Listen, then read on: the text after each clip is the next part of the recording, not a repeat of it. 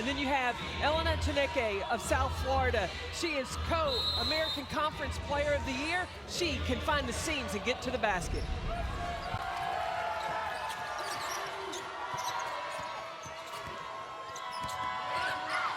South Florida in the white, Marquette in the light blue. There's Chineke, number 5 in white for South Florida, swinging it over to Sammy Puisis, number 3, and it's stolen away by who else? Jordan King. Let's take a look at the starting lineups brought to you by Capital One. Here's your Marquette starting 5. I know we talked about Jordan King, but Peck, you're high on Chloe Murata inside. Chloe Murata she wears her hard hat to work every single day. She brings the energy, the effort. She may be an undersized post player, but it doesn't matter. She gets her work done in the paint. Hard hat zone in Columbia for sure this weekend. Jordan King coming off the screen on the inbounds. Good look at the basket. Liza Carlin was trying to fight for the rebound. Now focus is going to be for Marquette is to crash the glass, to be able to rebound inside, create those second chance opportunities. King trying to dump it inside to Carlin, and it's stolen away by Dulce Fanka-Mingiadu. You mentioned Elena Chineke being the co-American Player of the Year. Well, she shared that title with number 32, Dulce Fanka-Mingiadu. How about having 2 co-players of the year on the same team? Splitting votes didn't matter for South Florida. Look though, the South Florida Bulls team, they want a little redemption coming into this tournament. The conference tournament, they won the regular season.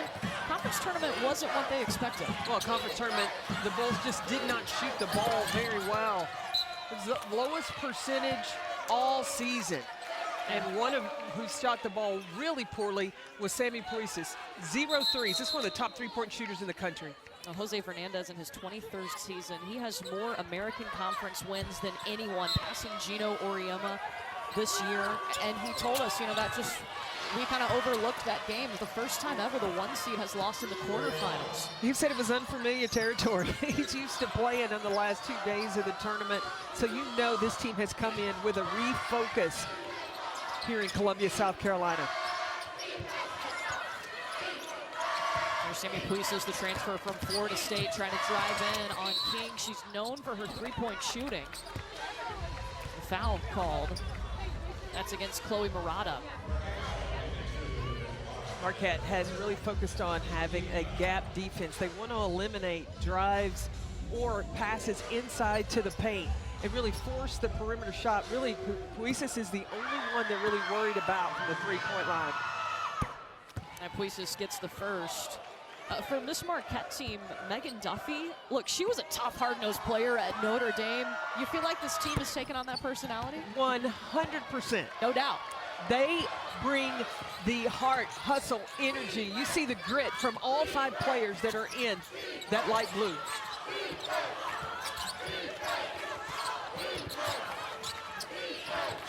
Emily LaChapelle, a very talented freshman. That shot rolls out, she'll get her own rebound. A coach's kid. Played for her dad in high school. LaChapelle doesn't show any fear. You watch the tenacity. That's how she worked herself into the starting lineup for Marquette. Fanka-Mingiadu on the glass. Rebounding's going to be important today, too. Both coaches mentioned it, that creating second chance opportunities for yourself, it's what you got to do, because you know nerves are going to be there in the first game of the NCAA tournament. And Marquette already has 5 offensive rebounds. I love that post up by Fanka-Mingiadu, but they took it away from her inside. Yeah, Chloe Murata just swiped it. It's a long 2 for Murata. She'll take it. Murata, Carlin, and King. Those are the 3 for Marquette to keep your eye on. Murata is 52, Carlin 32, and King is number 23. Aria Wilson overshoots the pass, and that's 3 turnovers for South Florida. Who creates the steal but Chloe Murata, and then coming down the floor in transition. You got to watch her on the trail, long 2, and nothing but the bottom of the net.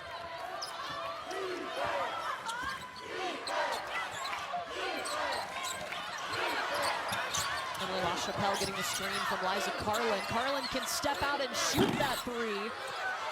That is definitely a threat for Marquette. You see that box out, though, by number 55, Carla Brito of South Florida. It's a freshman. Chineke's shot. LaChapelle got a block on Chineke.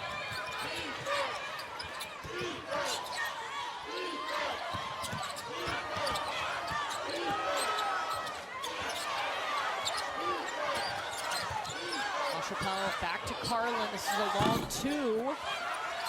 Good box out and rebound by Carla Brito again. Marquette really struggling. Only Murata on the jumper. Chineke, I talked about, she is so slippery and she get in the paint. The focus of Marquette is to drive to the basket, but the defense is there. Terrific rotation by Emily LaChapelle.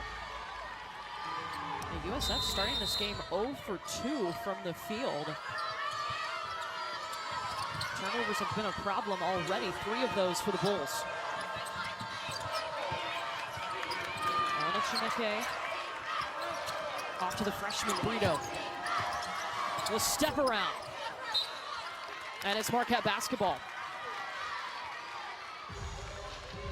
You know, these two teams, these programs have faced each other before. First meeting, though, since 2013. They used to play each other when they were both in Conference USA and then in the Big East. Marquette leading the series 17-4, but South Florida's won the last 2 meetings. Obviously, none of these players were involved back in 2013. Were they born? No, well, yes. Yeah, of course. My math's not great, but I got that one. Emily LaChapelle, you said it, fearless. I love that freshman. You watch, when she put the ball down on the dribble, eyes were up on the rim. She knew what she was doing as soon as she had it. Worked her way into the starting lineup for this Marquette team in her true freshman season. Chineke looking for the first field goal for the Bulls. Rebound by Ariel Wilson. This is the point guard for South Florida. She does all the scrappy plays, things that don't show up on the stat sheet. 10 seconds now. Puises' shot is blocked by Jordan King. Look at the defense for the Golden Eagles. That's one thing you always know that you're going to get from Megan Duffy's team is the tough defense. And she talked about constantly the buddy system. You're never defending anyone by yourself. If you're on the ball, the guard, the rotation is going to be there to close the gap. If it goes into the post, there's going to be a dig-in that happens. Would you be my buddy in the buddy system? I am always your buddy, Courtney Lyle. Kumu into the game now, number 3 in that light blue jersey for Marquette. Baseline turnaround from Murata, just a little too much. South Florida needs a bucket. They got out slow in the American Conference. Only 8 points in that first quarter against Wichita State. Yeah, upset by the Shockers. They've started now 0 for 6 here today.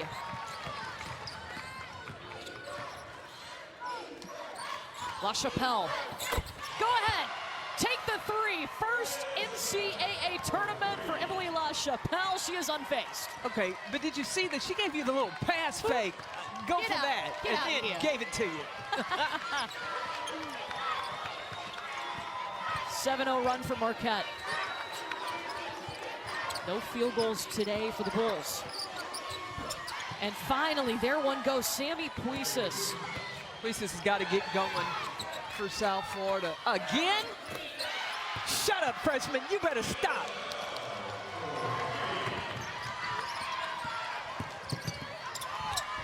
Chineke with the response on the other end. Okay, both teams have settled in now. Welcome to the NCAA tournament.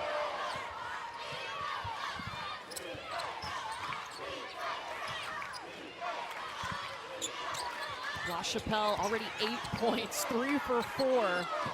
Murata with the 2. Fanka Mingiadu rebound. Puises is by herself.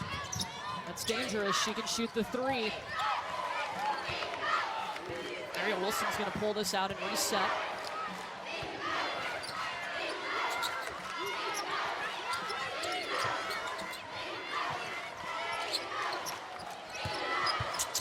Fanka Mingiadu, the kick out to Ariel Wilson, not known for her scoring. Hasn't made a field goal since January 11th. She's their starting point guard.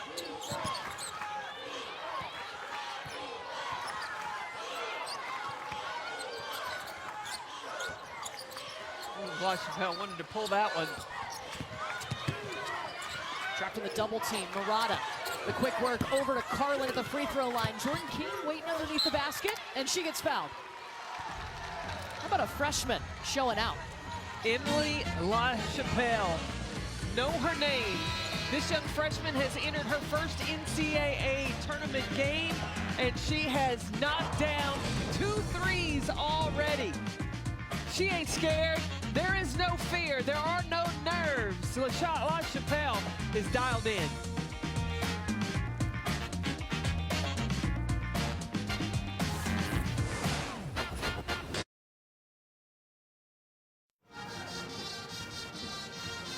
Well, Emily LaChapelle, her first career NCAA tournament game. She already has 8 points. She's a true freshman. Her dad, Joe, was her high school coach. She was their all-time leading scorer, won 83 games in her high school career. And we asked Megan Duffy, you know, is she the typical coach's kid? She said, yeah, absolutely. She knows the game, and that's why she's gotten herself in the starting lineup. Yeah, she moved into the starting lineup just before Marquette played UConn. And ever since then has remained there, and you can see her presence on the court. I mean, this is a big moment for the freshman. First game in the NCAA tournament, she already has 8 points. It doesn't bother her. Her season high is 13, so keep an eye on that. Well, she will probably get that before this quarter's over, the rate she's going. This is Jordan King at the free throw line for Marquette. You know, we were talking before this game, when you coached under Pat Summitt at Tennessee, she talked about the first NCAA tournament game and the nerves. Well, you're in the NCAA tournament, and you come out with all the media, fans there.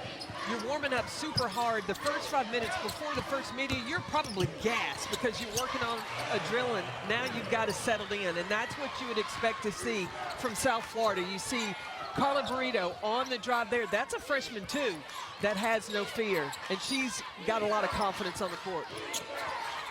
South Florida came out and started 0 for 5 from the field, 0 for 6 from the field before hitting that first shot. Liza Carlin, nice move.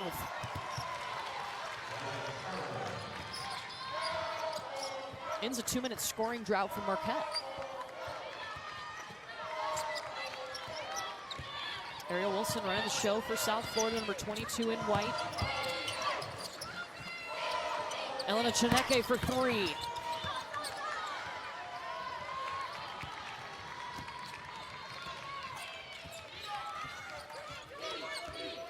Well, keep an eye. Jordan King is on the bottom of your screen in the corner, number 23. This has moved from point guard to that scoring position. She's really hunting buckets.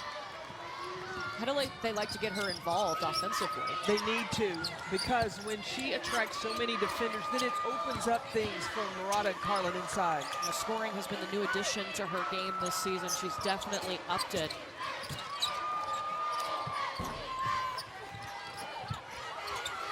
Chineke's got the rebound. It's going to be a held ball possession arrow to Marquette.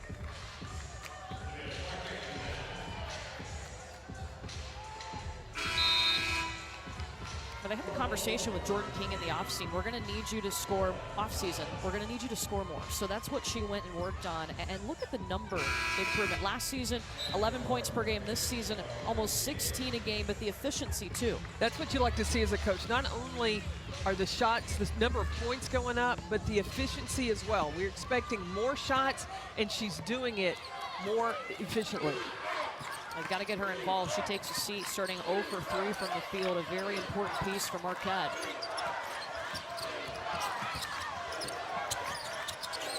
I love to watch LaChapelle. You watch her as Murata scores it, but LaChapelle gave it up, and when she's on the perimeter, she has her hands ready. She always has her eyes to the basket. Fundamental. You can tell she's a coach's kid.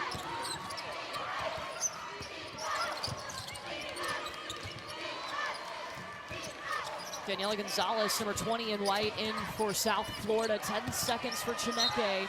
Trying to split the double team, and she's fouled. That's going to be on Rose Nkumu, her first. Chineke's going to have to continue to be aggressive right now. Perimeter shot not falling. And so try to get fouls on Marquette as they attack. As you're attacking the basket, you've got to try to find those seams and hunt those points in the paint.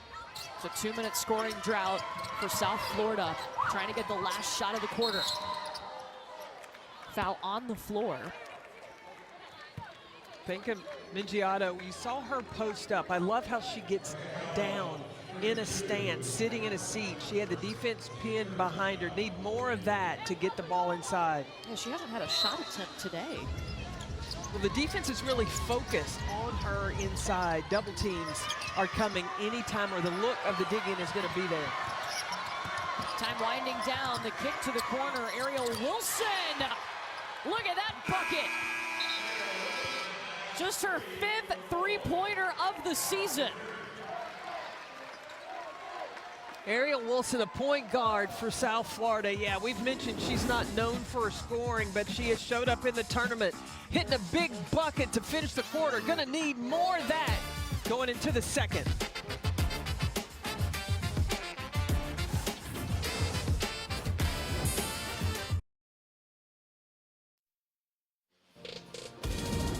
The NCAA Women's Championship is presented by Capital One.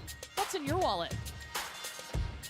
Well, the second year that we have had the first four, Mississippi State, Sacred Heart, St. John's, and Tennessee Tech all getting wins in the first four and moving on in this tournament. You know, I wasn't sure how I felt about it last year, but getting to cover that first four game and see the excitement and the opportunity for these teams and these players, I absolutely love the first four. Oh, I stayed up last night. I saw St. John's beat Purdue and then saw Tennessee Tech lighten it up from 3. They hit 12 yesterday, 10 in the first half. Bang, bang. That's it. That was, oh. I was trying to get my beauty rest last night. I had to stay up and watch great basketball. What a great problem to have. Right? And we've got every single game covered for you of the Women's NCAA Championships on our ESPN family of networks all the way through that championship game in Dallas. Nice stop by Dulcie Fanka-Mingiadu down low for USF. Well, Fanka-Mingiadu was all over this defensive play and then recovers, extension up, and she has improved her play so much from last year. Remember last year when we had them in the tournament against Miami? Really wasn't a factor. She has gotten in great shape, and you can see the difference, and it's really paid off for her this season. As she was playing behind Betty Manunga, who was that main starting presence inside for South Florida. South Florida came here in the tournament last year, lost in the first round to Miami. Well, they played at 11:30 Yeah, this sounds on really Friday. It was like deja vu. in Columbia here. Slow start for the Bulls today. They started 0 for 6 from the field. Sammy Puisis, a little runner on the baseline. She's got 6. Surprisingly, too, all 6 points inside the arc. She is known as a three-point shooter. Watch how Jose Fernandez is going to run Puisis off several screens to get her involved on the offense. It's going to be an offensive foul on Marquette. Watch Sammy Puisis. She came off a stagger screen, and instead of settling for the 3, yes, she is going to attack Jordan King. She's got a little bit of a size advantage. She's got great height from the guard position. She can attack and score over. So that foul was the second on Liza Carlin. So that's one of the big 3 you're watching for Marquette, but she's going to have to take a seat. And Kennedy Miles, number 44 in blue, in for the Golden Eagles. See, this is where South Florida needs to be able to take advantage. Oh, great move back to the left by Fanka-Mingiadu. Her game is so much improved from last season. And she talked to us about really investing over the summer, getting in the gym a lot. And her coaches talk about how much film she watches. Verada with the 2. And, you know, there was a little motivating factor. One of her teammates, it was Elena Chineke, came to her in the offseason and said, look, we need you. You've got so much potential. Put in the work now. And so a lot of times you'll find Dulcie and Elena in the gym together. Well, those are 2 fifth-year seniors. This is the last opportunity they have. They really want to play for something this year. So they have taken it on as this is their team, and they want to play hard for the rest of their remaining teammates, and their teammates play for them. How fitting is that they were both the conference co-player of the year? On the same team. Like, how often does that happen? I mean, how often do you have a co-player of the year? Much less on the same team.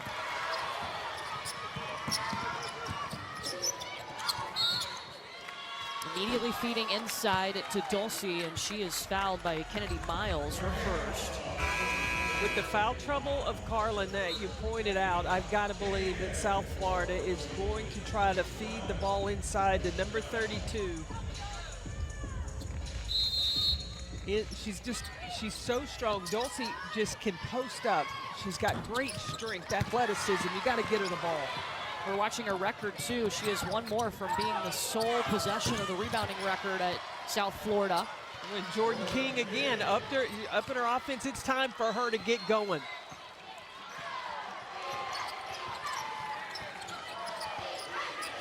That was Jordan King's first field goal. And she's their leading scorer, 16 points a game. Offensive foul on Fanka Mingiadu. That's going to be her second. Wow. And we talked about Jordan King and Elena Chineke in the open. They're both off to a slow start, just one field goal apiece. Well, the defenses are focused on those two. That's who you got to take away. Now, how are options 2 and 3 going to produce?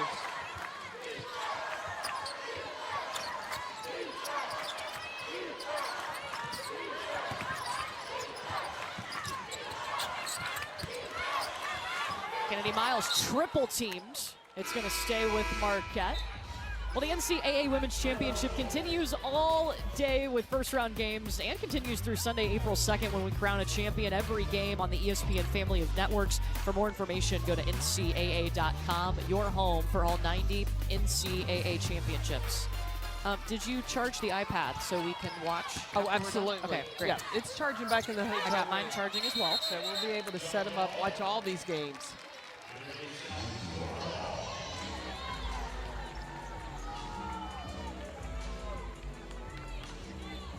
So both teams with some inside players in foul trouble. South Florida, Dulcie Fanka Mingiadu has 2 fouls. She's on the bench. Liza Carlin with 2 fouls for Marquette, also on their bench.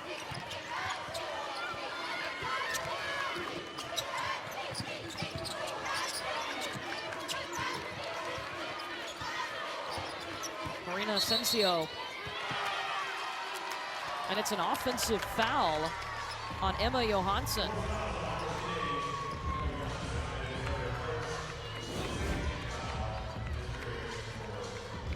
Johansson, just that little move to the side, blocking the defense from going. That's why she's called for that.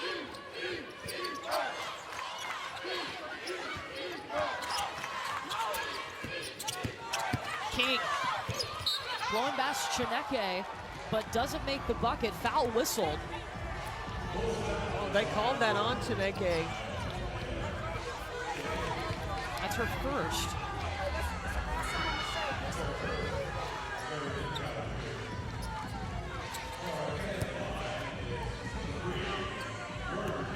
Talking to Megan Duffy about Jordan King. This is a player that started every game of her career. She says she's just steady Eddie. She's always that consistent player. She's never rattled, especially too as defenses adjust to her game and what she's been able to do with her scoring this year. That's really important.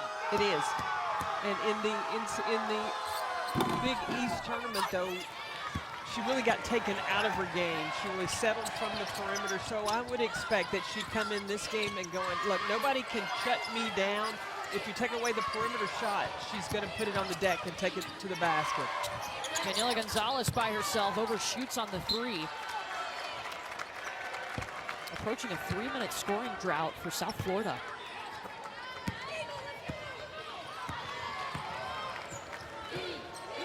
Chineke and King guarding each other. I even think that Marquette could take advantage of posting up King. That's what I'm looking for. She tried it for a second.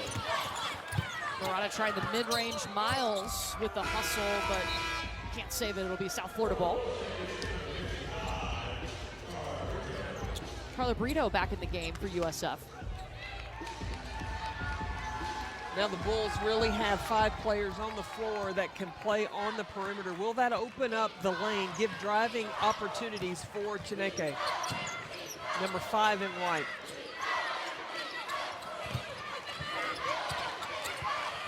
Asensio trying to get over to Puises. She does.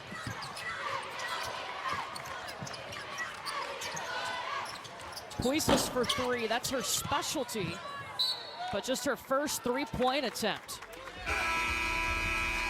Well, March Madness, it's about seeing the stars, and maybe it's about seeing your favorite player in person. We meet a Golden Eagles super fan when we come back.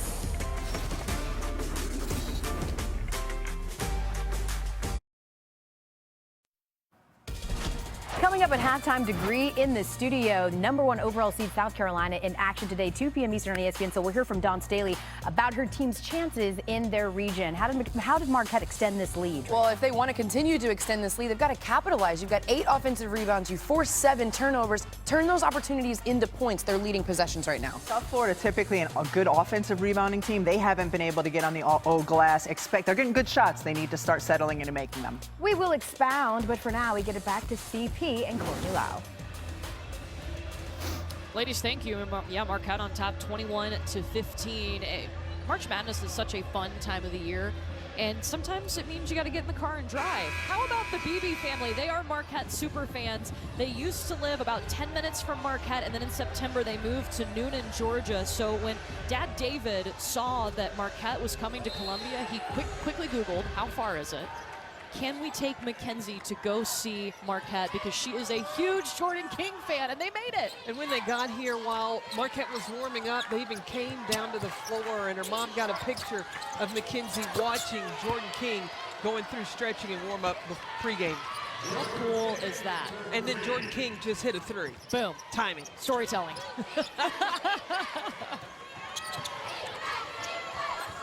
8-0 run now for Marquette. Largest lead for the Golden Eagles today, and Sammy Puises with the response. Again, one of the top 3-point shooters in the country, getting all of her points, attacking the paint. And look, she's 3 for 6 from the field in that tournament game in the American Conference. She went 0 for 10 from the field, so a little redemption here for Puises. Well, recognizing there are other ways that she can score besides the 3. Pretty shot from Chloe Murata, and that gets her into double figures. She leads Marquette with 10 points, but Mackenzie getting to see Jordan King hit a few buckets here in the NCAA tournament.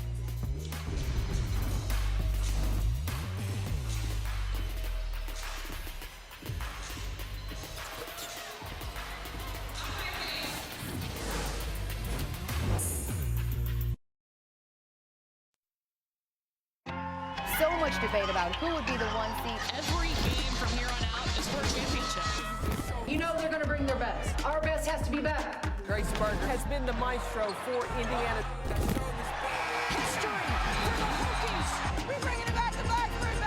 We got to bring that performance on the biggest stage. We're not done yet. We still got work to do. They are ready to go.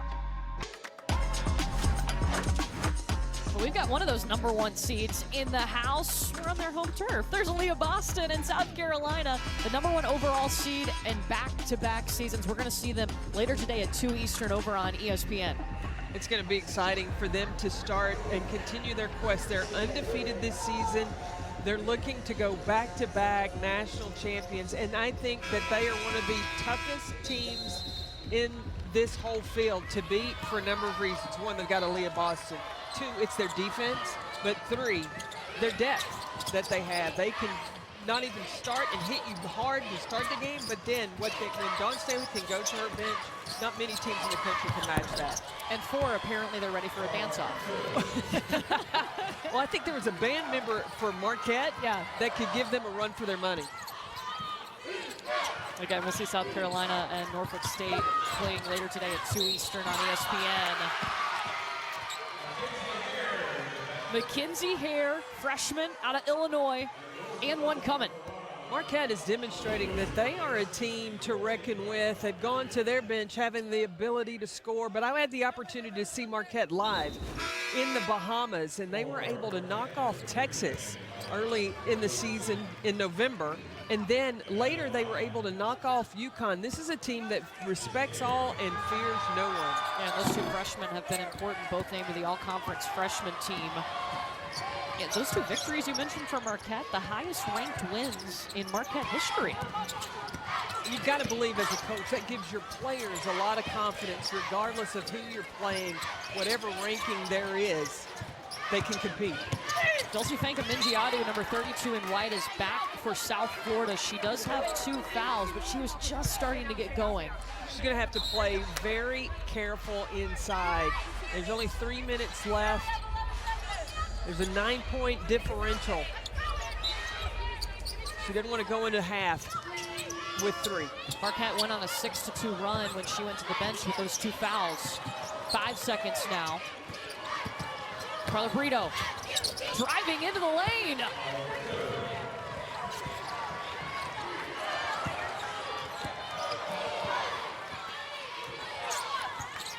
South Florida's hit its last 3 shots, but so has Marquette.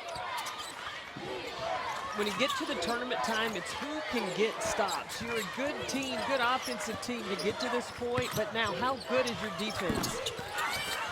Baseline rattles in and out for Jordan King. Maria Alvarez. Brito recovers.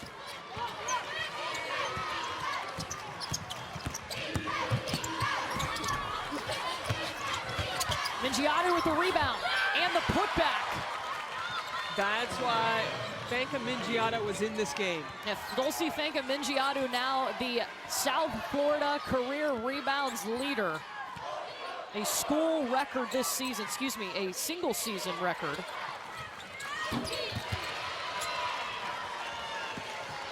Chloe Murata has been on fire today, been a main focus of the offense for Marquette.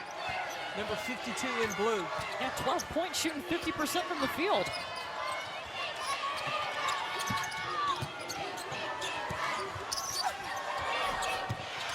Just look at her just work in traffic. Fanka Mingiadu started out slow in this game. I don't think she was as assertive as she has been since right before she got into foul trouble and since she's been back in the game.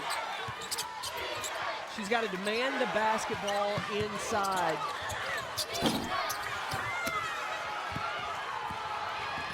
And she needs a touch. Number 32 in white needs a touch inside. She's isolated down low. She's got to want it. Bulls have hit 5 of their last 6 shots.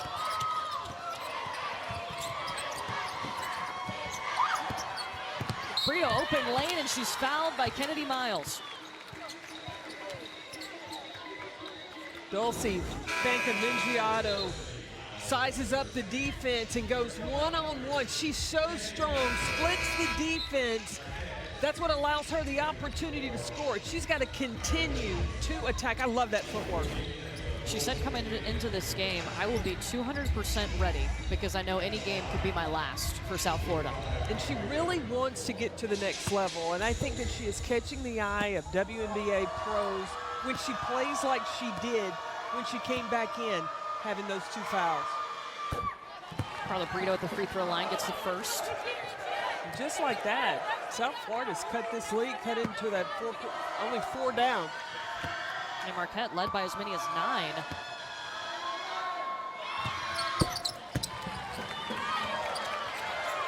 Both go for Brito.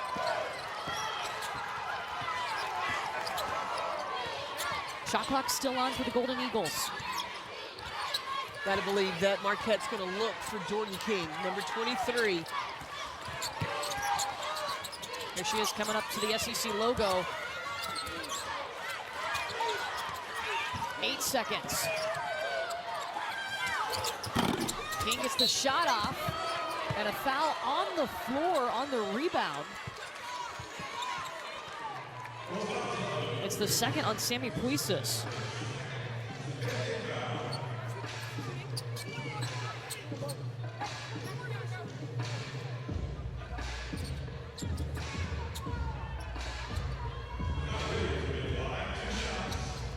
This puts Micaiah Williams at the free throw line.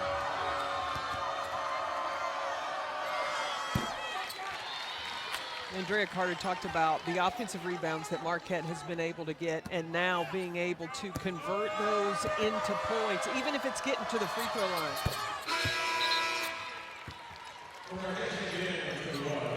Williams hits both free throws. She'll check out. They'll bring back in Emily LaChapelle.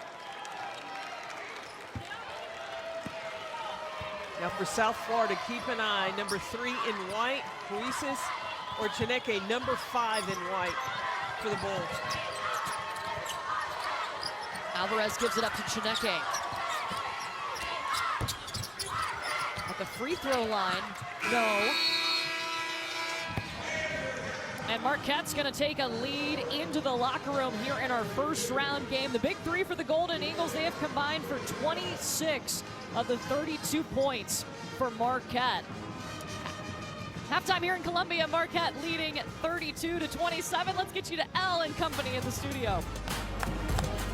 All right, thank you so much, Courtney. Welcome to Degree in the studio. I'm ML and my company. Welcome back to the NCAA Women's Championship presented by Capital One. Of course, we got a close game. It's the 8-9 matchup. But Elena Chineke, just 2 points, the co-American Player of the Year. And then on the other side, Jordan King held to just 6 points in that first half. Our 2 stars looking to level up here in the second half. Winner moving on to play on Sunday. Courtney Lyle and Carolyn back with you. It was interesting to see South Florida start to this game. They started 0 for 6 from the field, but finished shooting 40% in the first half. Now, one thing you got to know about South Florida is their best quarter is the third quarter. So you got to see what you expect from them coming out of the locker room.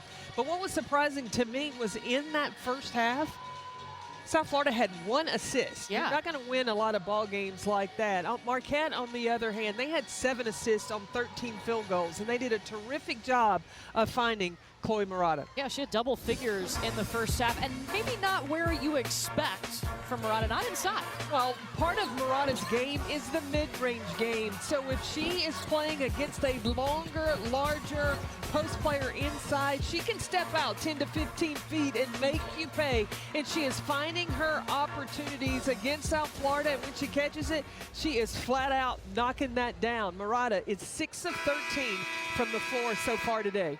12 points. Sammy Puisis came in. She was 0 for 10 in the American Conference tournament game they played, but not today. 3 of 6 from the field, 8 points for Sammy Puisis. I think it was hard, too, when South Florida had to sit Dulce Fanca-Mingiato for a little bit because she picked up that second foul. Because when she came back in with 2 fouls, it really got going. 3 for 3 from the floor. When the ball went inside to number 32 in white, it was almost like automatic buckets. Marquette had some foul trouble, too. Liza Carlin had to sit a lot of the first half due to foul trouble. Marquette, though, 20-0 when leading at the half this season. Does that hold true today in the biggest game of the year? Air ball from Jordan King. It's going to be really hard for Liza Carlin to score against Fanca-Mingiato. So really Carlin and Murata got to play an inside-out game. Once it comes in, kick it back out. Carlin, number 32 in blue for Marquette. And everything that South Florida is trying to do is off the bounce, really creating one-on-one. Like we talked about, only 1 assist in that first half. Is that something that Marquette's defense is forcing them to do? Well, Marquette plays a gap defense, which takes away all driving opportunities. So you're better off running the offenses like South Florida practiced yesterday. Several screening actions, moving your shooters around, make the defense have to check off. They may even have to switch. They give you some opportunities to slip to the basket. And that's kind of South Florida's offense, right? I mean, there's so much going on. There's chaos. Megan Duffy was like, I'm a little concerned about keeping up within the possession. But Duffy's got to be pleased with, they are forcing South Florida to play isolation and playing one-on-one, taking away those assist opportunities. Brito gets 1 for 2. 9 points for the freshman, Carla Brito. Brito has the responsibility of keeping up with Chloe Murata, number 52. That's who we showed you hitting those short mid-range jumpers. LaChapelle, she was big in the first quarter, 8 points for her. That puts her at 10. And I think the worst thing Megan Duffy can do is take LaChapelle out of the game because she had all 8 in the first quarter, 0 points in the second. Fanca-Mingiato on the elbow. She's trying to get it back to Chineke. Now she'll take it inside on Murata. Brito offensive board. Possession arrow staying on this end. South Florida's got to demonstrate that they are willing to bring the grit that Marquette has, getting the 50-50 balls. battling on the glass, creating some second chance opportunities. Those are the kind of things that help the South Florida team win the AAC regular season championship, their second title. I love how LaChapelle keeps her eyes up, down the floor, very confident in her handles. Jordan King, a little fadeaway. Up to 8. Oh, if King heats up, South Florida could be in trouble.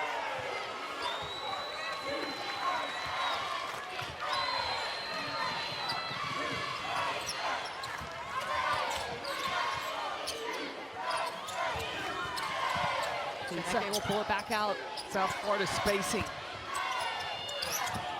When the ball goes inside, a lot of standing. You got to run some split action. 4 seconds. Wilson gets caught, pivoting around. The shot short, and it's a shot clock violation on South Florida. Spacing was not good for South Florida there. When the ball went inside, all 4 players on the perimeter, they just stood and watched. There's got to be some cutting action.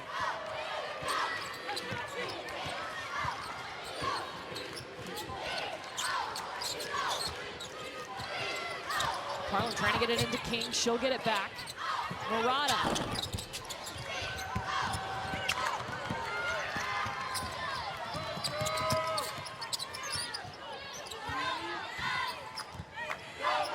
Ariel Wilson will reset. Chineke off the screen. Coughs it up. That gap defense takes away the driving lanes. The pull-up in transition from Nkumu won't go. Offensive rebound again. Not so fast as Ariel Wilson up ahead to Brito. And Carla Brito's going to the free throw line.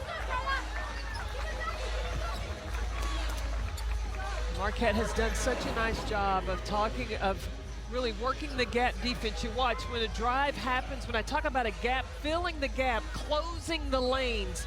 So once the initial primary defender is beat, there is always help there.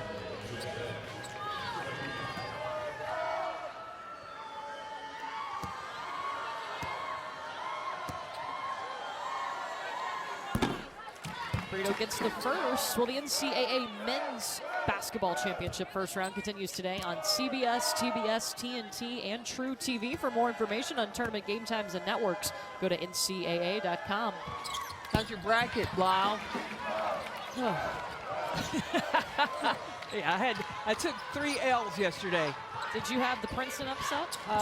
No, and I kicked myself because I said last year, you can always count on Princeton in the first round. Well, should have listened to your own advice. I know, right? I didn't pick it either. Murata was looking for Carlin underneath the basket. LaChapelle, 8 seconds. Back to Carlin. Rebound by Puisis.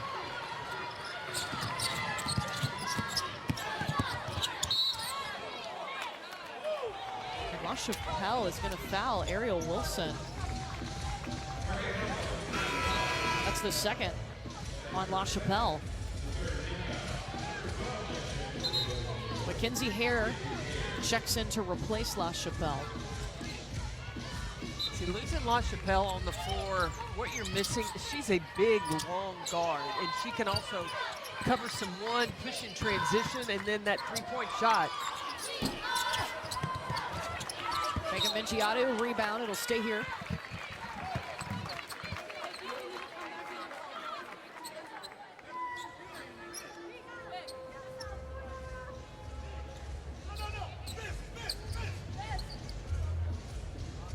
South Florida still looking for its first field goal here in the third quarter. They're 0 for 6. That's how they started the game, too. Usually this is a really good quarter for them. And that's, I mean, they are like plus 10 in the third quarter. South Florida, they want to deliver the first punch out of the locker room.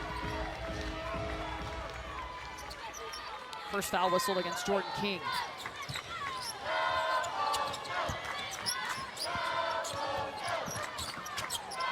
Elevator screen.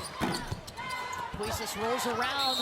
Fanga Mingiato going to the free throw line. In the first half, she already set the South Florida single season rebounding record ran a little elevator screen for Sammy Puisis. Fanka Vigiato is on the lower side. That gives her great offensive rebound position where she got the finish. She just couldn't finish at the free throw line.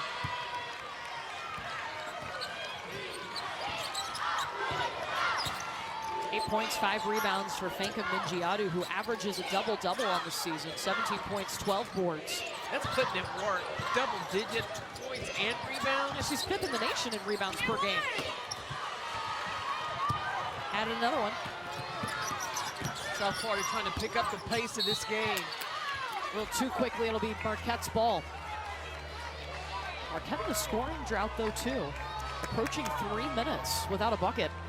Yeah, the focus defensively for South Florida has definitely picked up. They're aware of one-on-one defense. Don't have to over-rotate. And not allowing offensive putbacks.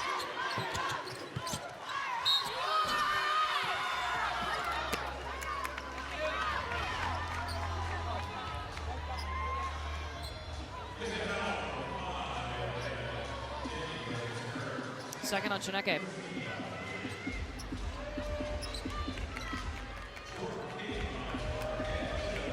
Jordan King stepping to the free throw line. 8 points, 4 rebounds, 2 assists.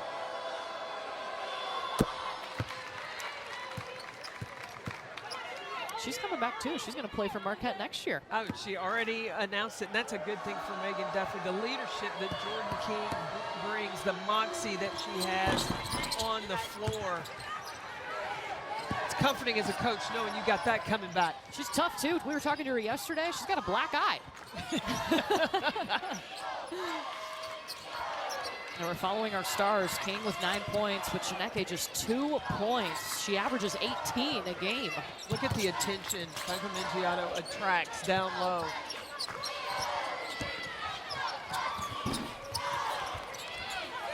Chineke still trying to get that to fall in the basket.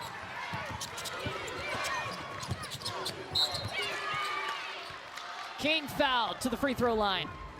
Close game in the third quarter, opening round of the NCAA tournament. Marquette on top.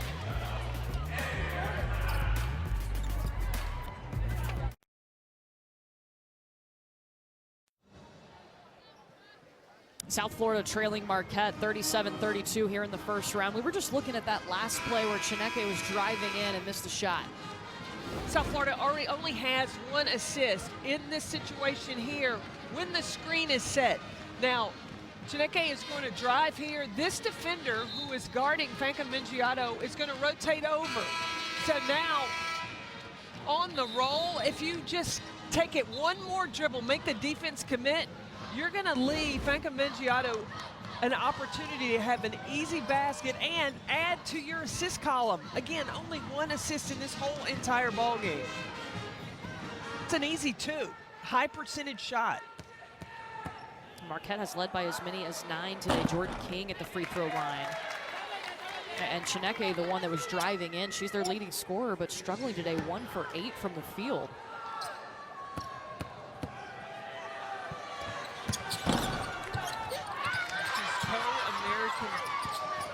Player of the year. Yeah, alongside her teammate, Fanka Mingiadu. She's got to share the ball. She doesn't have to do it by herself, number 5 in white. Bucket for King. Meanwhile, South Florida 1 for 9 here in the third quarter.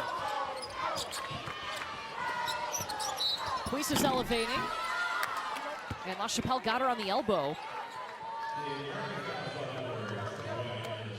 That's the third on Emily LaChapelle. It's going to send Sammy Puisis to the free throw line. She's 2 points away from 1,000 for her career.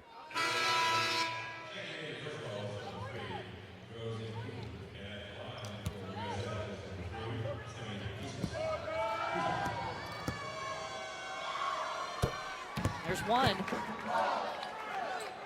There's her dad, Ed, watching on. He's got his bull symbol Horns up. That's it. 1,000. 1,000 career points for Sammy.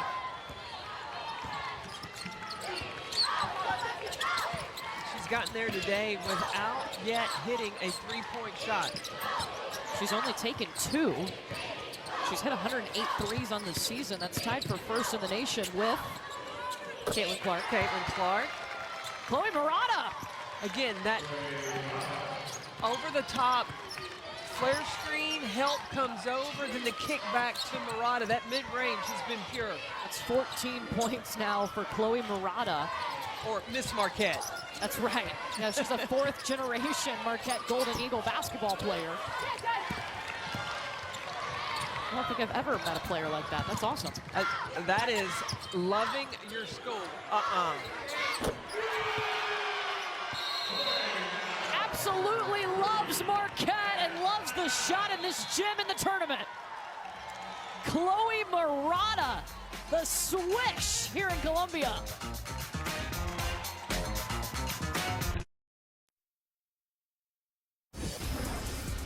Marquette has Chloe Murata, who has been just lights out, especially from the mid-range. She has 17 points already in this game. Oh, did I say mid-range?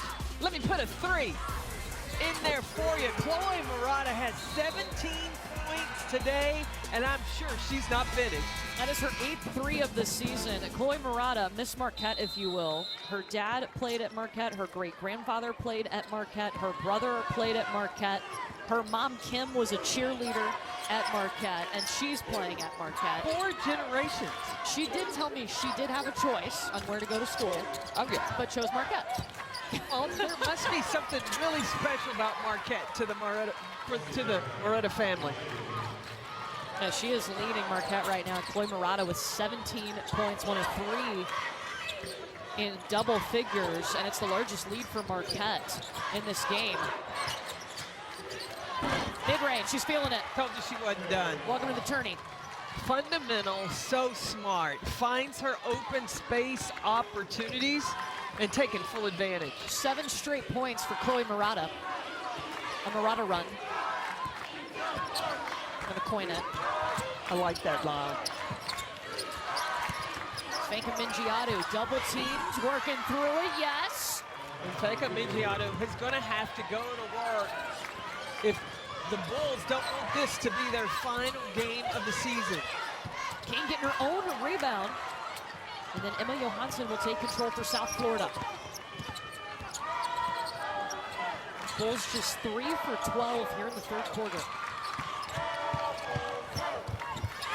That's a nice drive and bucket for Sammy Puisis. And now Megan Duffy is going to call timeout.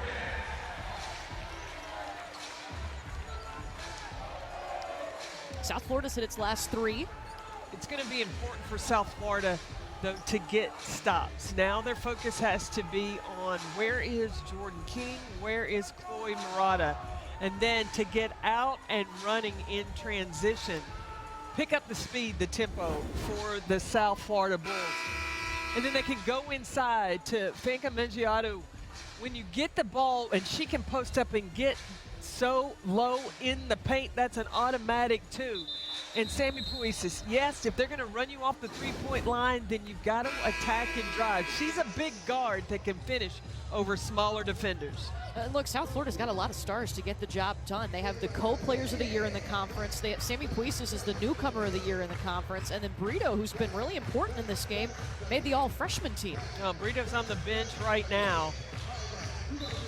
But really need to see if Elena Chineke can get going for the Bulls and close into this 7-point lead that Marquette has. And their leading scorer, Chineke, 1 for 9 from the field today. Murata to the free throw line. She just reads the defense so well. Her basketball IQ, the patience. She's looking to see where the defense is going to be. The spin back to the left and then finishing, not fading away, but finishing, getting to the rim, getting to the free throw line. Murata King and La Chapelle, 41 total points combined. That was the trio we were watching. They've outscored South Florida so far in this game. And La Chapelle back on the floor. She hit those 2 early threes in the 1st quarter. And she's got 3 fouls.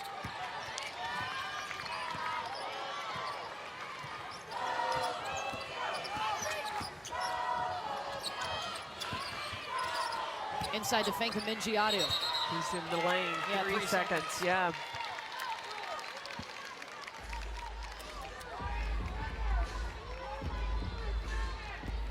South Carolina, the #1 team in the nation. We'll get to see them coming up 2 o'clock Eastern. Hello, Aaliyah. On ESPN. Norfolk State as their opening opponent, the 16 seed, the winners of the MEAC.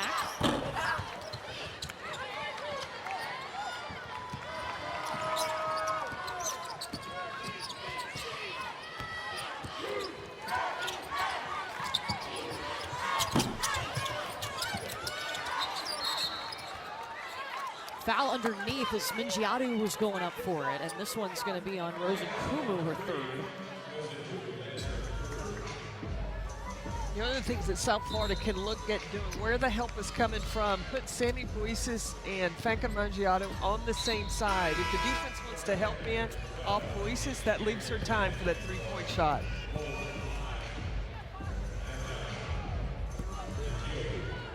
And Kumu will be replaced by Mackenzie Hare.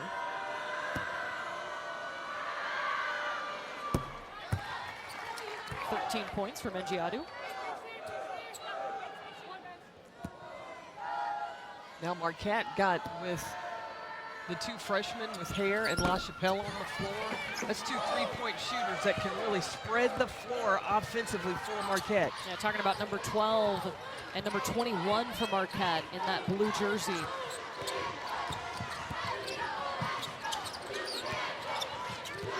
Here's Mackenzie Hare. Murata, give her the basketball, she will score. It's an easy formula. 11 straight points for Chloe Murata. She's got 23 for the game.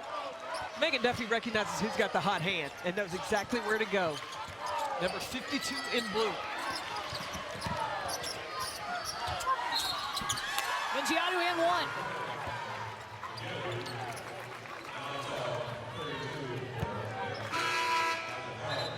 Chloe Murata is just, you watch, she's in the corner here. How patient she is to wait on her screen. Spacing, not outside the 3, but the high percentage shot, willing to step inside that 3-point line and knock it down. 3-point play complete for Dulce Fanka Mingiadu. Gives her 17 points, 9 rebounds.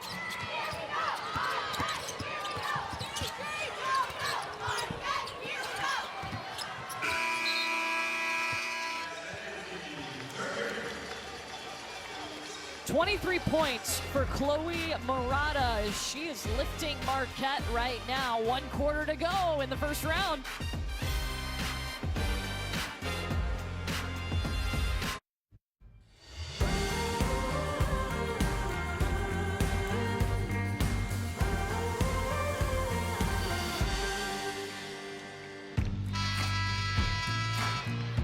Well, South Carolina is on deck. Aaliyah Boston, the National Player of the Year. She's in the running to repeat with that award, as is South Carolina to repeat as national champions.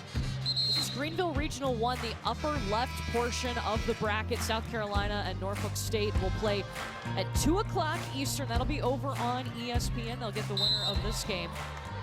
South Carolina's won 38 games in a row. Their last loss was a year ago in the SEC tournament. Remember the upset? Were you there? I was there. Were you there? I was there. I was sitting next to you. Yeah. They have not lost since. They've had some close calls, but still they have found a way to win.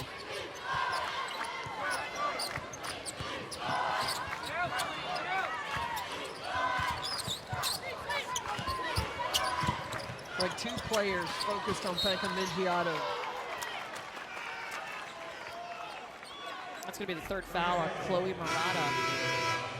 You know, what's been the difference in this game so far between Marquette and South Florida? Well, I think the defensive intensity has picked up for South Florida, but they haven't found an answer for Chloe Murata. And then being able to have Fanka Mingiadu in the game, they just need to get her touches.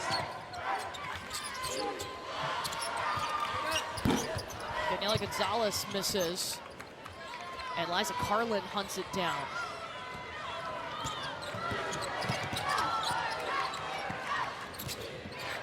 Chloe Morata has been the big scorer today. Number 52 in blue. She's got 23 points. Emily LaChapelle, she's in double figures as well, but that one won't fall. Well, Elena Chineke has only got 2 points. That's the leading scorer for South Florida, cutting on the baseline right now. Number 5 in white. Guarded by Nkumu. That's what she's been able normally to do, is find that seam and get all the way. So that was a breakdown of Marquette's defense. Can she continue and consistently find that down the stretch here in this fourth quarter? Yeah, just 4 points for Chineke.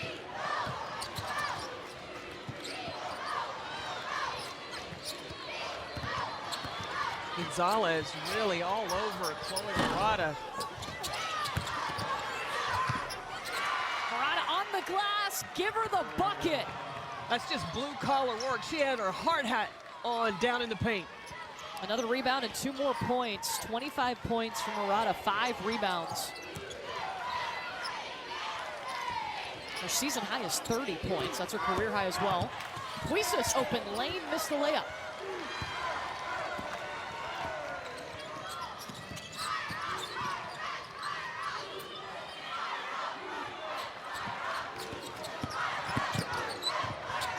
King to drive the kick, but the turnover. Chineke.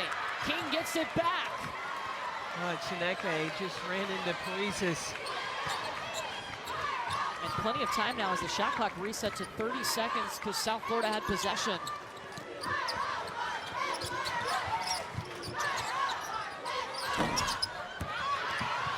Offensive board. Right now, Marquette getting the hustle plays, running the ball down. And LaChapelle is short. Fanka Mingiadu with the rebound. Marquette has 14 offensive rebounds today, but just 10 second chance points. Puisis deep, too much. We've already seen her hit a career milestone, reaching 1,000 points today. Man, you talked about Sammy Puisis. She's tied with Caitlin Clark with 108 on the season. All she needs is to hit 1 to be the leader.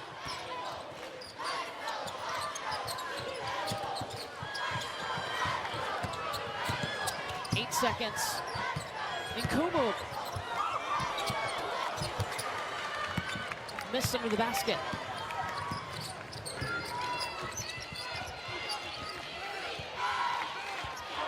Ariel Wilson's going to slow things down for South Florida.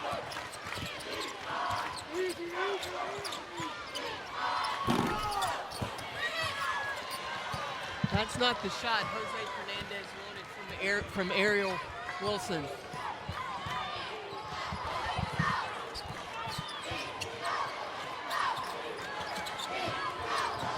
Marquette has led by as many as 11 points today.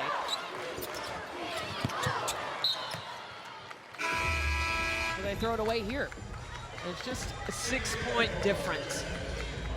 Last possession down, South Florida did not execute. Ariel Wilson took it upon herself to pull the trigger. That is not the first option offensively for the Bulls. They've got to get touches for Sammy Puisis, or they've got to get the ball to Fanka Mingiadu. And I think from the top of the floor, when you're trying to feed it from the wing, that allows help to come. Both teams, neither team has scored in 3 minutes.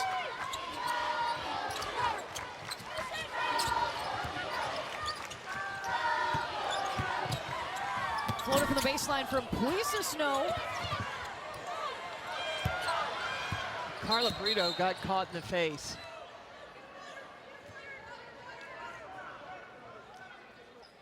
I think the officials are going to take a look at it. She does get up, which is a good sign, but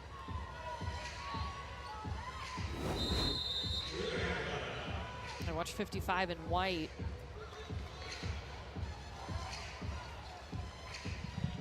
They're at the monitor looking at this.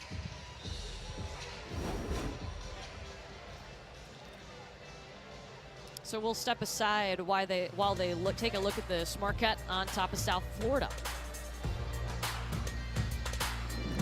The NCAA Women's Championship is presented by Capital One. What's in your wallet?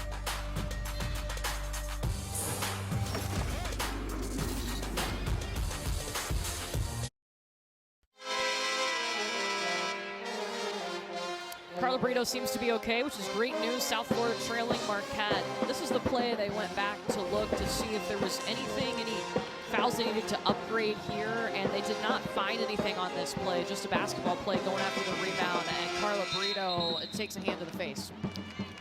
So they just play on. Just incidental contact that happened on the rebound. But in looking now, finishing up this fourth quarter, Marquette's got to do a good job of taking care of the basketball, continuing their execution. And South Florida, they got to get some stops and really try to speed up the tempo of the game, similar to what they did at the end of the second quarter. Both teams in a scoring drought of 3+ minutes. Jordan King trying to change that camp. Brito with the rebound. South Florida hasn't scored in 3.5 minutes. They've missed their last 4 shots.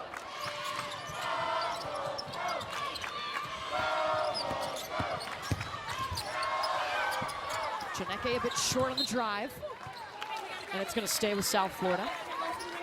What was better for South Florida this trip down? Instead of coming down patiently getting a play set, they got right into like a secondary action movement before the defense could really determine what was going to happen.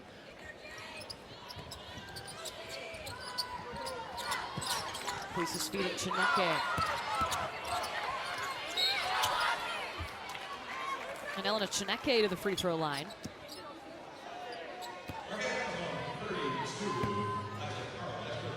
Well, the NCAA Women's Championship continues all day with the first round games and continues through Sunday, April 2nd when we crown a champion. Every game is on the ESPN family of networks. For more information, go to ncaa.com, your home for all 90 NCAA championships.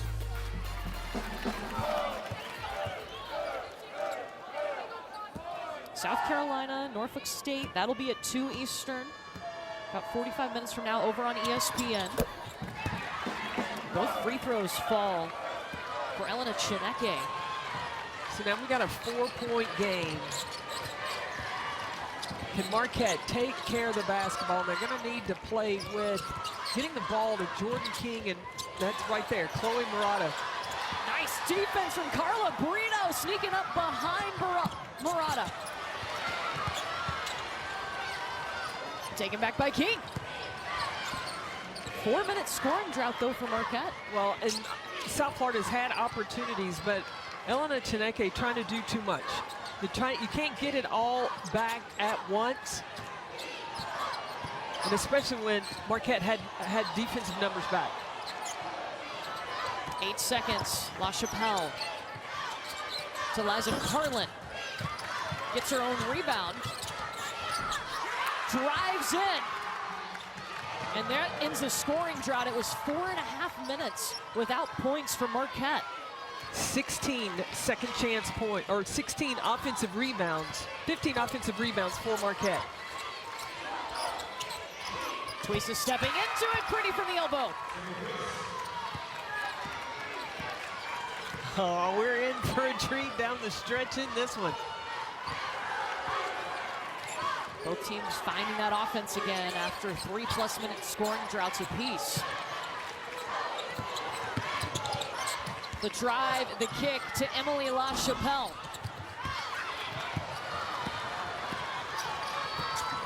Up ahead to Brito. Looking for Chineke. It'll stay with South Florida. But today so far, South Florida's been at their best when it's been up tempo. It's up tempo, running the floor, pushing in transition. I like this pass from Brito. It got deflected, but looking to run for the Bulls. Brito going in. Look at Sammy Puistis on the board. Marquette basketball.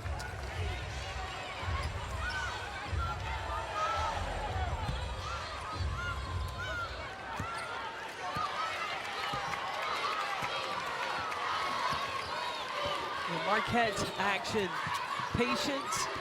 They get to that second, third option more times than not. It is to Chloe Murata. And she has been money for them, especially from the mid-range. And to the tune of 25 points. Kumu to Carlin. It was tipped up in the air, 5 seconds now.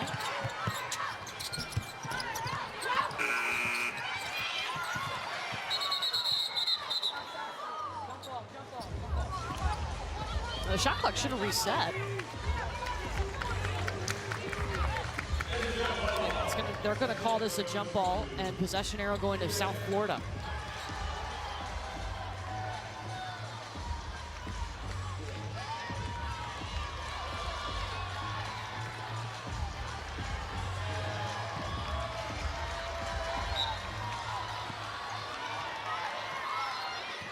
Well, South Florida's got to look at getting a post-up, isolation inside. Little ball screen action.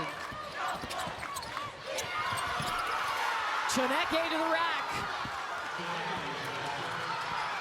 Closest since the first minute of the second quarter. Just a 2-point lead now for Marquette, who's led by as many as 11. Now, Marquette can be patient, but they've got to play through the hands of Jordan King. Pass, they overshoot. Chloe Murata.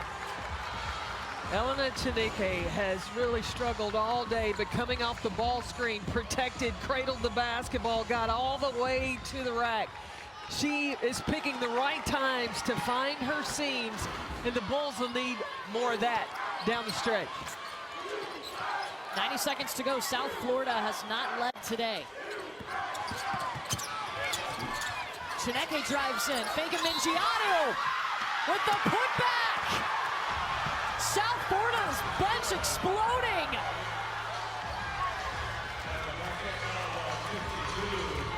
It's the 4th foul on Chloe Murata. This is what you expect when it's an 8 versus 9 seed. Look, neither team wants to go home. Rebounding can decide the outcome. Rebounding, and can you make your free throws down the stretch? First lead for South Florida. 7-0 run.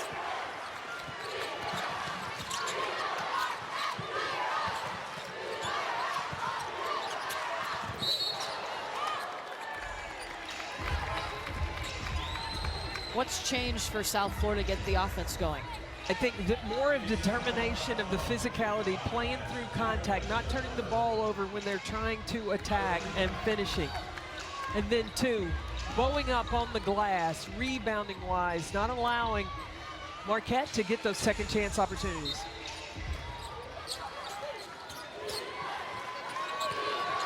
Marquette had an 11-point lead.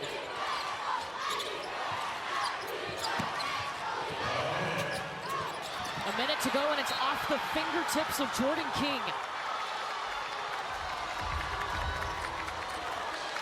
Now it's going to come down to Marquette's defense. It has been stellar the majority of this game. Can they get stops?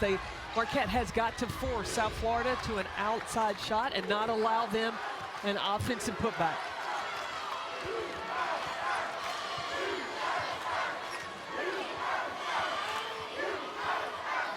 Seconds on the shot clock.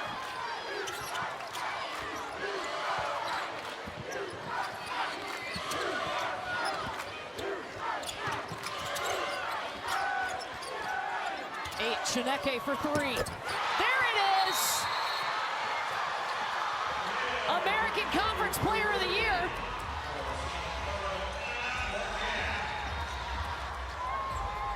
Marquette takes a timeout. Talk about being late to the party. You got to make a proper entrance.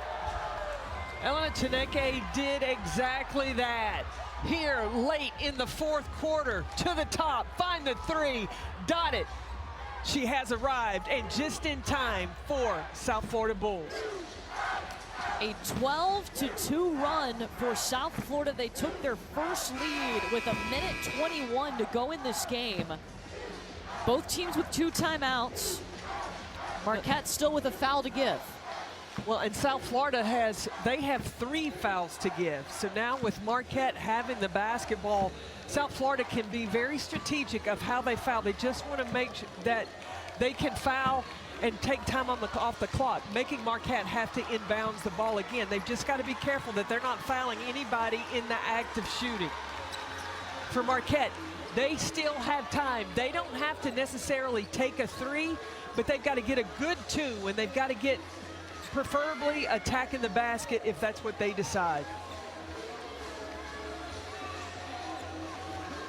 It'll be Rosie Kumu to inbound.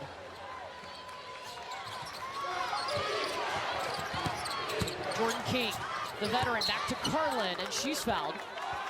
It was on the floor. And before the act of shooting, so South Florida will still have 2 fouls to give. That's the 4th against Chineke. So now Marquette needs to run a play going to the basket. So if they get fouled, they could get an opportunity for a free throw.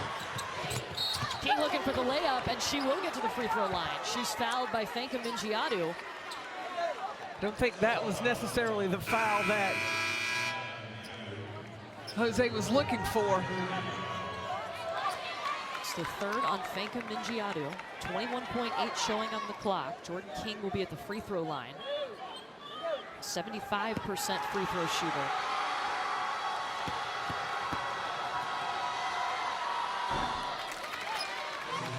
Yeah, now on the make or on the possession for South Florida, Jose Fernandez wants a timeout to advance the basketball. Both drop in for Jordan King. South Florida will use that timeout. They advance the ball, they'll have 1 timeout remaining. So now you talked about Marquette has 1 foul to give before they put the Bulls on the free throw line. So what Marquette needs to do on this inbounds play, they try to get a 5-second call, then they can go out for the steal. Then after that, then they're going to have to foul, because otherwise South Florida can just hold the basketball down the stretch because it's under the 30 seconds of the possession. And South Florida, they've got to protect the basketball. Once the ball comes in, you want to get it to your best free throw shooters. So you want to get it in the hands of Sammy Puisis, who shoots almost 89%. Even Elena Chineke, she shoots 80% from the free throw line. The winner of this game is going to move on to face either South Carolina or Norfolk State. That game coming up at 2 Eastern on ESPN. Here goes the inbound for South Florida. They bump it off of Marquette. And now Marquette's got a foul. They'll have to do it again. 17.6 showing on the clock. Marquette had an 11-point lead. South Florida took its first lead of this ball game with 1:21 to go.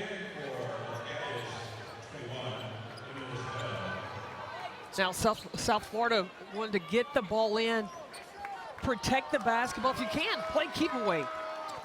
Try not to get fouled and make the time run off the clock. You got to get the ball in first. And Jose Fernandez is going to use that final timeout in danger of a 5-second violation. And that's a smart play. Don't take a risk of getting a 5-second call and turning the ball over there. But now South Florida has no more timeouts left.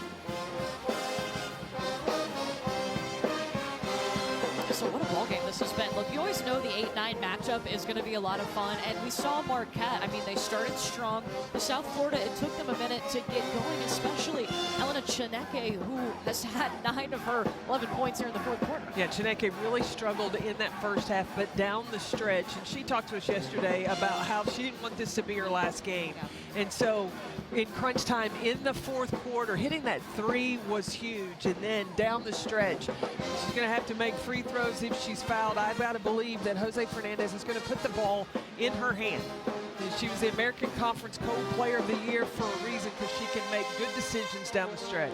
South Florida is seeking its 5th appearance in the 2nd round. They haven't been there since 2021. Meanwhile, Marquette, it would be their 7th appearance in the 2nd round of this tournament, the first since 2019.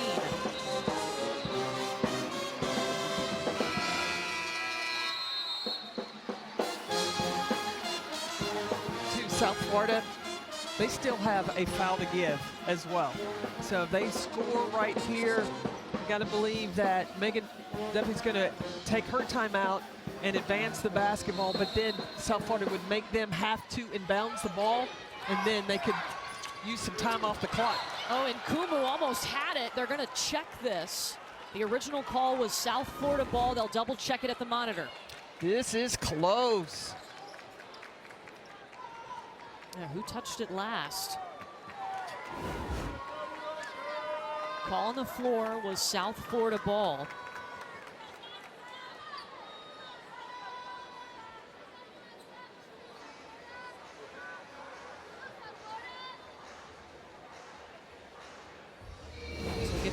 at it. And Kumu tips it. I thought Nkumo touched it twice. I think it was her top hand and then her bottom hand. Yeah, I think this is South Florida basketball.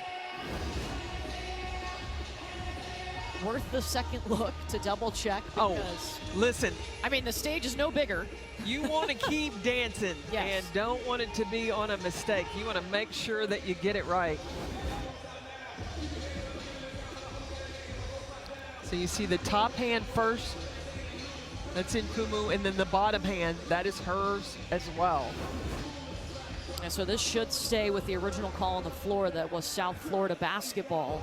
And again, they're going to have to inbound it. They don't have a timeout. You just read my mind, and that's crucial because you can go all out defensively. You can sell out in trying to get that 5-second call, knowing that South Florida doesn't have that safety net of calling a timeout to avoid a 5-second call.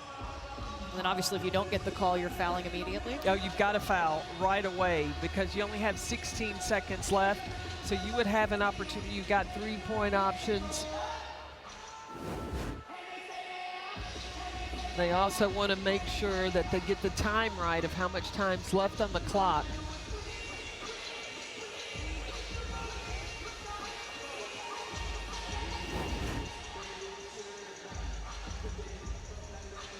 We'll see if they put a couple of tenths back on the clock. This is torture. The anticipation, you know, there's 16.6 seconds left. You got a 2-point game. And these final 16 seconds decide whether you get to continue to play on Sunday or you're packing up and going home.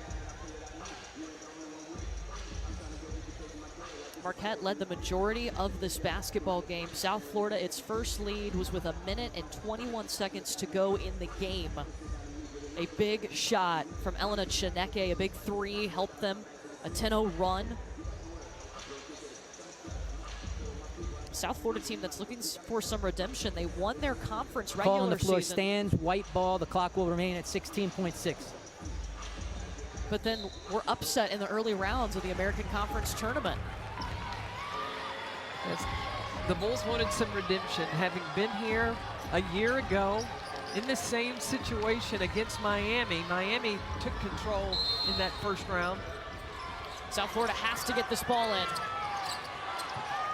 They do to Chineke. Held ball. Possession arrow to Marquette. 14.8 on the clock.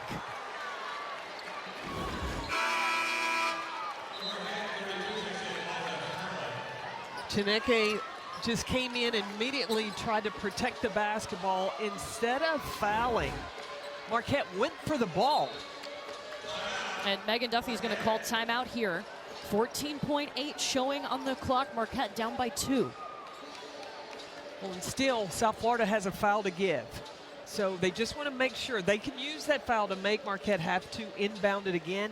Just don't foul somebody that's in the act of shooting the three. I mean, that could be a nightmare.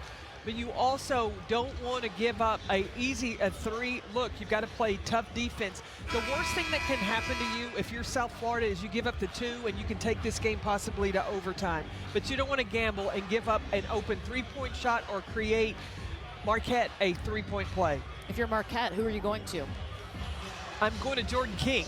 I want Jordan King making the decision. She can play a 2-man game with Chloe Murata. Those two have been magic tonight for Marquette.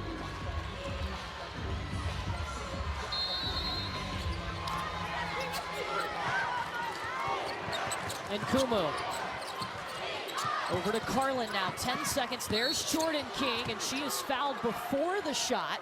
So there's the 1 foul to give for South Florida. Now South Florida has to play just good, solid defense. 8 seconds, but in that curl action, Jordan King off Murata. King had a wide open look. Inbound to Carlin, back to King, 7 seconds.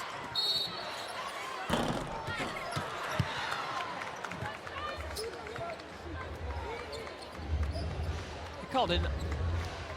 No, they called a foul on Carla Brito.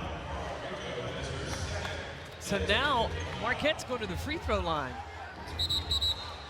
And it'll be Mackenzie Hare at the free throw line, trying to tie this game.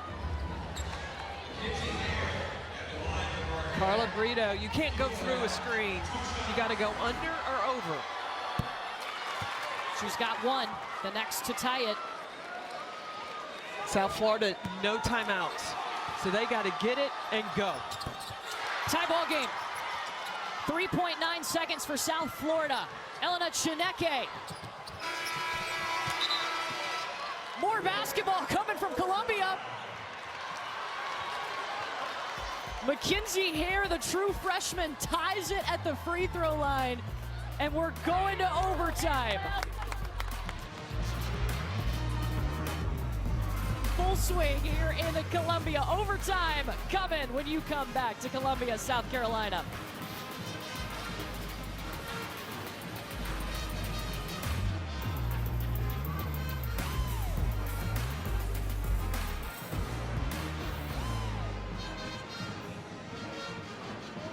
So we're staying here, overtime coming up. Well, I didn't have time to go get my extra popcorn and Coke. Well, you so should have packed it. we would just have to sit tight here. But what a great game this has been. Marquette in control the majority of that whole first half. And then it's been South Florida that has climbed their way back just little by little, getting paint points, toughened up on their defensive side. And finally, Elena Chineke really was able to get going offensively in that fourth quarter. Marquette led for 36 minutes of this game, and then USF was able to tie it. Let's take a look at today's Capital One rewarding performance. It's going to the inside presence of South Florida, Dulcie Mingiadu. She's got 20 points and 13 rebounds. Early foul trouble in the first half, but in the second half really played like a senior that did not want her season to be over. She was the go-to, and South Florida just kept hunting, finding ways to get the ball to their big girl inside, number 32, Dulcie Mingiadu, and she went to work, and that's why we're going to some extra basketball here in overtime. 14 of those 20 points coming in the second half. Ready for overtime, Peck? Let's go. But now take a look for Marquette, Chloe Murata and Liza Carlin both have 4 fouls. Yeah, Chloe Murata has been big offensively, 25 points for Marquette to lead the Golden Eagles.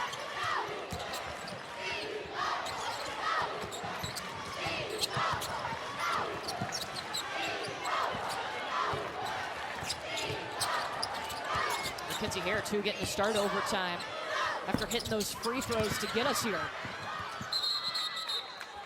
3 players on the deck, and this is going to be South Florida basketball thanks to the possession arrow. Another difference from the first half to the second half in regulation was getting on the offensive glass for South Florida. It was really controlled by Marquette in that first half, and South Florida was able to even things up. South Florida's leading scorer, too, Elena Chineke, was able to find her shot a little bit better. 11 points, 9 of those coming in the fourth quarter. We assist to Mingiadu with 10 seconds on the shot clock. So there's no need to panic. Brito for 3. This will be Marquette ball.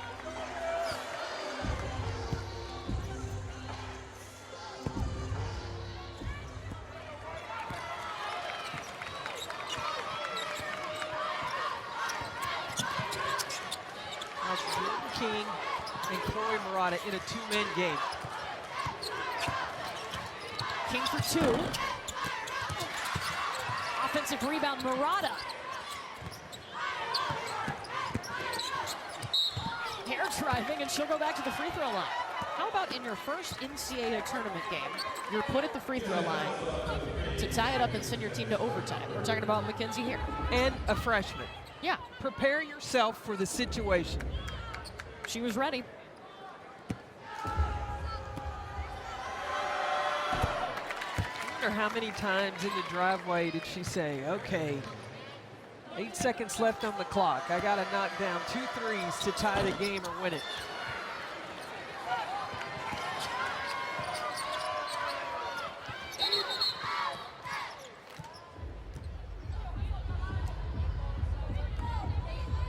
Liza Carlin being sent over to the Marquette bench. I think some blood on her leg. Megan Duffy was going to use that as a timeout. Joe Facili said, whoa, hang on a second.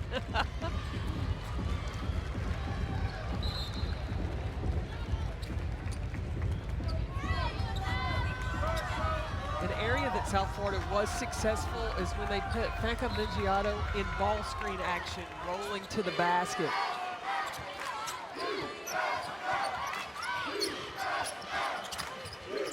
She's got 3 players around her. That leaves Brito open. Driving, trying to get past Carlin.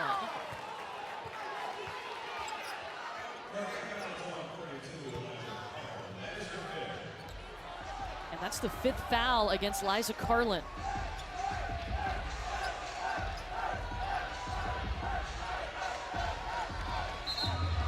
So Carlin will take a seat, 4 points, 10 rebounds today for Liza Carlin. Emily LaChapelle will replace her. If you're just joining us, Marquette had an 11-point lead in this game. South Florida took its first lead of the game with 1:21 to go in regulation. And thanks to a couple of Mackenzie Hare free throws, we're here in overtime.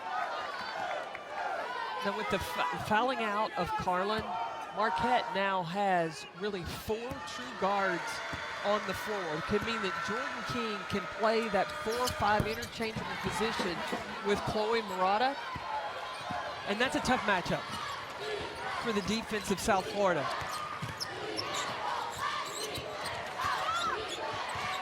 See, Carlin Brito's having to guard LaChapelle. That's a 3-point shooter pulling a big out of the paint. King. Layup misses, and it's South Florida ball, and Murata, if she's the one whistled for this foul, that's going to be her 5th. Oh, that is. Yes. So now Liza Carlin and Chloe Murata have both fouled out for Marquette.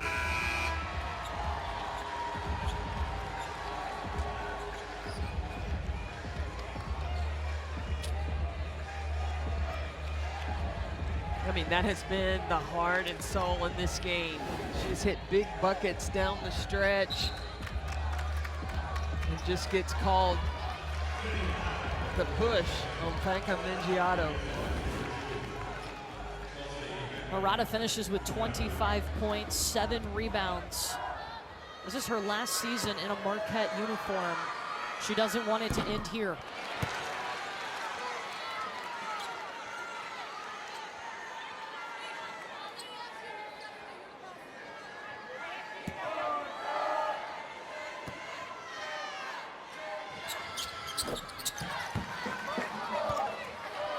Two-point lead for South Florida. Now, really, it is sitting on the shoulders of Jordan King, number 23 for Marquette, to extend this season. They get her the basketball. Kennedy Miles will screen for King. She's double teamed.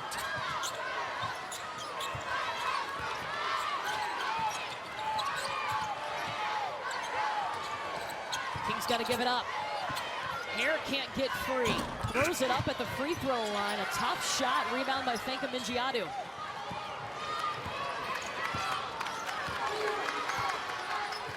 Mingiato adding to her 24th double-double of the season. 21 points, 15 rebounds for Dulce.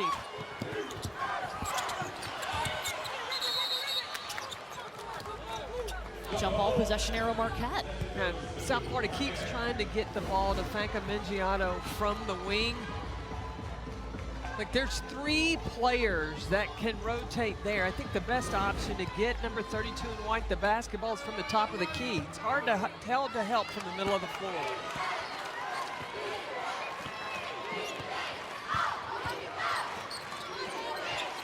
Two minutes to go in overtime.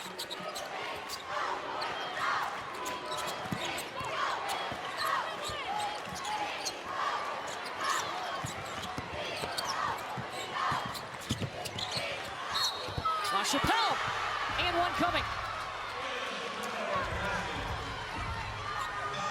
what's great about this play, this is a freshman recognizing the pressure that is on her, driving to the middle, and the floater with the left hand to get the finish. No panic, no problem. Emily LaChapelle came out and had 8 early points. Give her 13 now. 50% from the field in her first career NCAA tournament game as a freshman. Bulls haven't had a look from Elena Chineke. Brito got loose. That's another freshman making big plays down the stretch. 1-point lead for South Florida. This is what you want when it comes tourney time. Here's joining us, Marquette is without Liza Carlin and Chloe Murata, 2 of their big inside players. They have both fouled out in this game.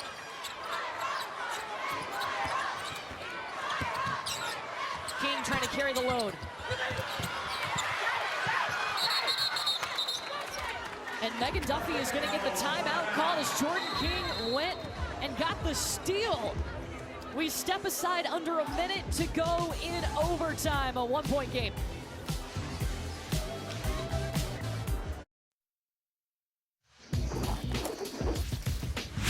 Well, all these teams trying to make it to Texas. There will be 2 regional sites this year, Greenville, South Carolina, and Seattle, Washington. 4 teams will make their way to the Final Four in Dallas. First round starting today, and this first game of the day has not disappointed South Florida and Marquette. The winner of this game is going to move on to face either South Carolina or Norfolk State. That game will start about 30 minutes after we finish in the first game here in Columbia. But wow, going to overtime, we've seen the battle of South Florida in this game because they didn't get off to the best start against this Marquette team. Well, South Florida had to claw and really go to work, especially in the paint. But I have been so impressed with the freshman of Marquette. Yeah. Emily LaChapelle, she came into her first NCAA tournament game with no jitters, no fear, no problem. She had 8 points in the first quarter, had a short jumper, then she hit 2 threes. Then down the stretch here in overtime, with the drive, getting to the ball to the middle, get to the free throw line. She looks very calm and composed when the game's on the line. 13 points, shooting 50% from the field for number 21 in the light blue jersey from Marquette. She's in the corner by herself.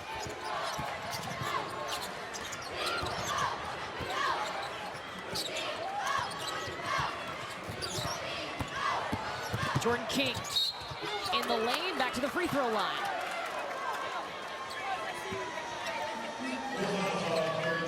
That's the 4th foul on Dulce Fanka-Mingiadu. You know, LaChapelle too, she's taking a little pressure off of Jordan King, because right now, I mean, Marquette needs both of them. Absolutely. When you've got Liza Carlin and Chloe Murata sitting over in the bench over there, those are the 2 that you've been able to count on down the stretch. Also have another freshman, Mackenzie Hare, who is she's a 3-point shooter. Now, she's a bomber. Watching her play earlier in the season in the Bahamas, she's an offensive threat for Marquette as well. Marquette back on top by 1 thanks to the free throws from Jordan King. And now South Florida, they've got a great option inside, and Fanka-Mingiadu, who's got 21 points today. And this woman right here, Elena Chineke, finding her offense late in this game, but hey, it doesn't matter. South Florida will take it. And she's telling herself to calm down. Showed a little emotion after making the basket, but knows she's got to bring the defense for 20 more seconds. About a second difference between the shot clock and the game clock.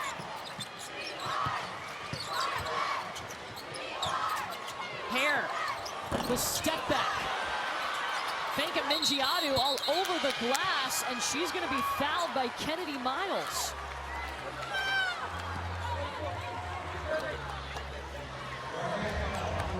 Elena Chineke, calm and composed, had to fight off some screens and then gets right into her shot. Jumper. You see a little emotion after she knocks this shot down. She does not want her career at South Florida to be over. You know, the Bulls really took to heart what happened in their conference tournament game. They've had a lot of time to think about it, how they came out flat, how they didn't get the job done as the #1 seed in the American Conference tournament. They have had to fight today after trailing by 11. One of two for Dulce. Marquette's going to use its final timeout, 7.3 on the clock, and Marquette down by 2. So now Marquette's got to get the ball in, and they want the ball to be in the hands of Jordan King. Got to believe that they want her to be the decision maker coming down the stretch. Now you have LaChapelle and you have Hare that are two shooters that you could spread the floor with, that could leave a driving lane for Jordan King to get to. So because the thing that South Florida's going to say is, look, for LaChapelle and Hare, a three's like a 2 for them. They are very good three-point shooters, so you can't leave them wide open. But the last thing you want to do is give an open 2. And I would say that if it comes down to it and they're coming down the middle, you got to foul. Don't give them an open layup. Like, you've got to contest it, not intentionally foul, but you got to make sure that you protect the rim at all costs. Similar situation as what we saw at the end of regulation. Marquette down by 2. Mackenzie Hare was fouled and went to the free throw line, hit both of them to send us to overtime. And Jose Fernandez has to talk to his team about, if they score immediately, when you get the basketball, timeout so we can advance it. If they take a shot and they miss and you get the rebound, immediately don't advance the basketball, call that timeout and advance it, get it from underneath their basket. First things first, though, Marquette has to inbound this ball. They don't have a timeout. 7.3 on the clock. Jordan King gets it right back. They'll let Hare take the shot. It rolls out. Believe